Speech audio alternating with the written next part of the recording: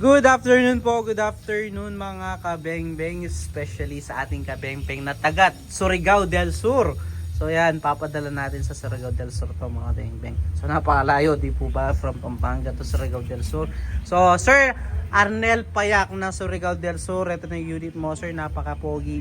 So SPMC long tank na 24 inches long barrel. Meron 27 inches na barrel po na ganyan mga beng-beng, pero yung nagustuhan ni sir is 24 inches po lamang.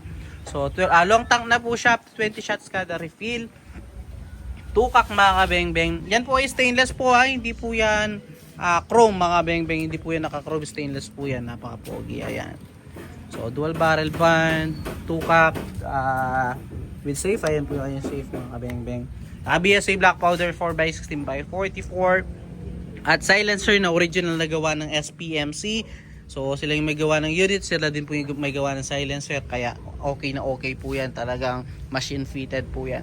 So sir, eto na yung unit grouping test natin using nature pellets po, and the size and sorted straight from the box ng mga bala. So yun po yung ating steel plate. So sir Arnel Payak, ito papahawak ko kay Utol itong ating camera.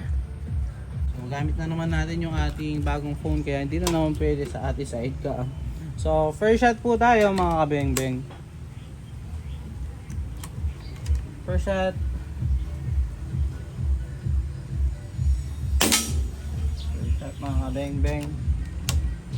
Second shot.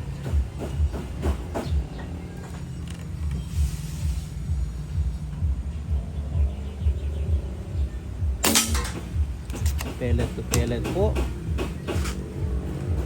Pangatlo. Napakaganda tumama. Pang-apat.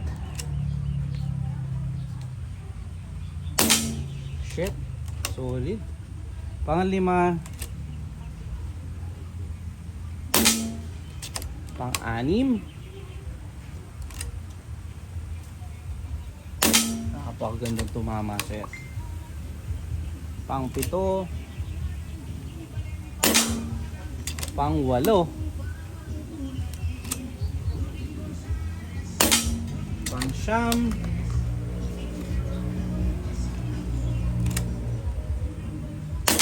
At pang-sampu. So yan, nakita nyo naman sir, napakagandang tumama po. So 10 shots po, wala tayong naging flyer, napakagandang tumama, nakita nyo naman sir. So ating puntahan po yung ating naging groupings. So ayan po, wala po tayo, ano, nakita nyo naman. So sir Arnel Payak ng Surigao del Sur, sir, nakita nyo naman, napakagandang tumama, wala naging flyers. So yun mga kabeng-beng, salamat po Sir Arnel Payak. Again, peace out po.